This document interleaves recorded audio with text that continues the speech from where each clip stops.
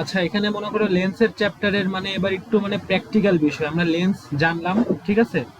তো জি। লেন্সটা মানে আমাদের চোখের মধ্যে লেন্স আছে, আমাদের লেন্স যে মানব দেহে যেই লেন্সের ইউজটা সেটা সেটার ব্যবহার এখান থেকে শুরু হয়েছে, ঠিক আছে?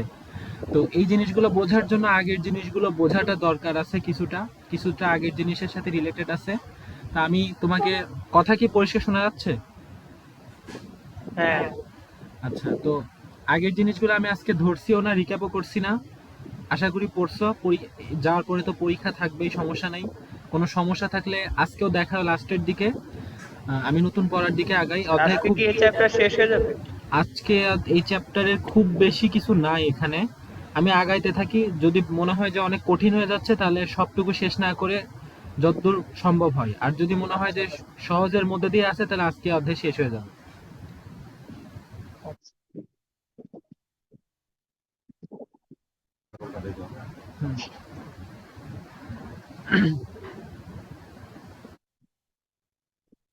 আচ্ছা, তো এখন দেখো এখানে হচ্ছে আমাদের চোখের যেই সামনের যে পার্টটা, ঠিক আছে, এই পার্টটুকু হুম। হচ্ছে লেন্স। এই যে আচ্ছা। এই পার্টটুকু হচ্ছে লেন্স, ঠিক আছে?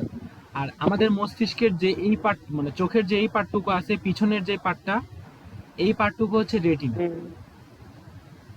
ঠিক আছে? কি স্যার এটা? রেটিনা, রেটিনা, দেখি। রেটিনা।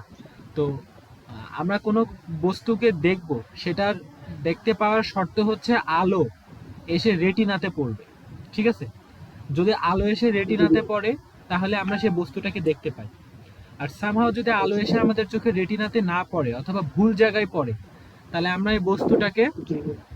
দেখতে পাই না, অথবা অস্পষ্ট দেখতে পাই, ঠিক আছে? এখন দেখো, আচ্ছা। মনে করো যে হচ্ছে যারা হচ্ছে দূরের জিনিস ঘোলা দেখে। আমি একটু মানে শর্ট মানে এমনি একটু বোঝানোর চেষ্টা করি। মনে করো যারা দূরের জিনিস ঘোলা দেখে, তাদের সমস্যাটা কি হয় যে হুম। তাদের কাছে মানে এই এখানে তো উত্তর লেন্স আছে, এই যে এই পার্টটা উত্তর লেন্স দেখেই তো বুঝতে পারছো, হুম। তাই না?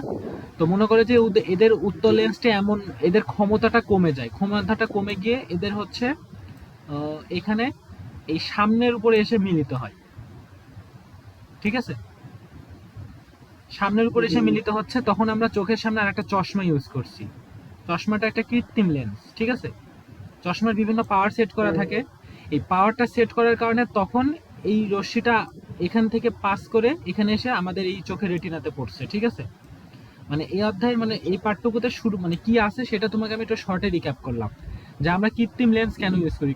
চশমা হচ্ছে একটা কৃত্রিম লেন্স, এবং যার চোখের পাওয়ার যতটুকু যেভাবে হ্রাস পায় সেই হিসাবে তাকে মানে চশমাটা দেওয়া হয়, ঠিক আছে? জি। এবং দেখো, আমাদের মানে আমাদের চোখের লেন্স যেটা, সেটা একটা উল্টা প্রতিবিম্ব তৈরি করে। এই ছবিটাকে যদি আমি একটু জুম করি, তাহলে দেখো এখানে মোমবাতির কিন্তু উল্টো প্রতিবিম্ব তৈরি হয়েছে। দেখো মোমবাতিটা হচ্ছে সোজা আকারে আছে, হুম। কিন্তু এখানে মোমবাতিটার উল্টো প্রতিবিম্ব তৈরি হয়েছে। ও তাহলে আচ্ছা, এটা মোমবাতি। হ্যাঁ, এটা একটা মোমবাতি, এটা একটা মোমবাতি। বুঝছি, আর বুঝছি। এখানে এখানে এই মোমবাতিটা সোজা আকারে আছে, কিন্তু এখানে এই মোমবাতিটা উল্টো আকারে আছে। তাহলে এখানে উল্টা প্রতিবিম্ব তৈরি হচ্ছে, কিন্তু আমরা সোজা দেখতে পাচ্ছি কিভাবে? আমরা সোজা দেখতে পাচ্ছি কারণ আমাদের মস্তিষ্ক হুম। হচ্ছে এমন ভাবে তৈরি, মানে মস্তিষ্কের সাথে চোখের কানেকশনটা এমন ভাবে তৈরি করা, যাতে যদি ওখানে চোখে যদি উল্টা প্রতিবিম্ব তৈরি হয়, তাহলে আমরা সেটাকে সোজাভাবেই দেখতে পারবো, ঠিক আছে? জি। তো আমরা এখন একটু পড়ার মধ্যে আসি, মানে সামনে যে জিনিসগুলো আছে আমি একটু শর্টে রিক্যাপ করলাম, আস্তে আমরা পড়ার মধ্যে যাই, ঠিক আছে? তো জি। আমাদের চোখের যে উপাদানগুলো আছে, তার মধ্যে আছে চোখের রেটিনা। রেটিনা কোথায় আছে আমি দেখালাম। চোখের লেন্স আছে, আর অ্যাকুয়াস হিউমার, ভিট্রিয়াস হিউমার এবং কর্নিয়া, এই জিনিসগুলো আসলে তোমাদের এই চ্যাপ্টারে নাই, তাই আমি এগুলো নিয়ে এখন আর ডিটেলসে বলছিও না। যেমন চোখের উপাদানগুলোর মধ্যে আছে রেটিনা, চোখের লেন্স, এই দুটো নিয়ে আমাদের কাজ, ঠিক আছে? আমাদের চোখের আচ্ছা। রেটিনা আর হচ্ছে চোখের লেন্স, এই দুটো নিয়ে আমাদের এই অধ্যায়ের কাজ। যেহেতু লেন্সের চ্যাপ্টার, আর রেটিনা দিয়ে রেটিনার উপরে প্রতিবিম্ব জি। পড়ে বলে আমরা দেখতে পারি, সেই কারণে এই দুটো নিয়ে আমাদের কাজ। এখন দেখো আমরা লেন্স কিভাবে কাজ করে সেটা একটা ধারণা অলরেডি পাইছি। লেন্স একটি অভিসারী লেন্সের মতো কাজ করে। এই দেখো এখানে মানে অভিসারী লেন্স কোনটা, অপসারী লেন্স কোনটা, আর অভিসারী লেন্স কোনটা? উত্তর লেন্স অভিসারী নাকি অপসারী? দাঁড়ান।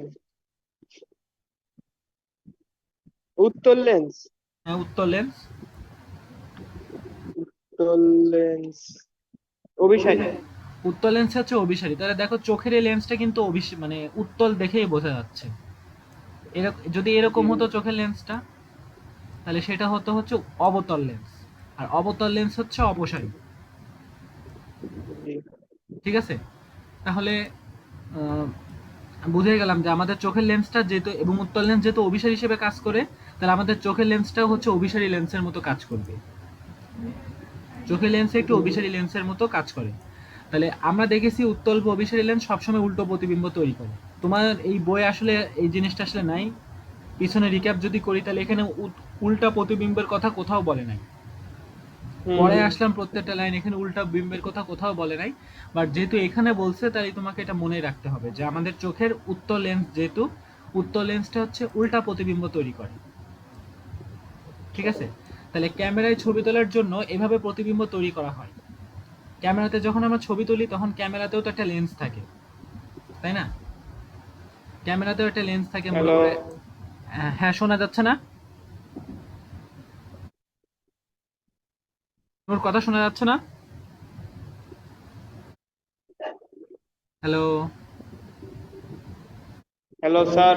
হ্যাঁ, কথা শোনা যাচ্ছে না?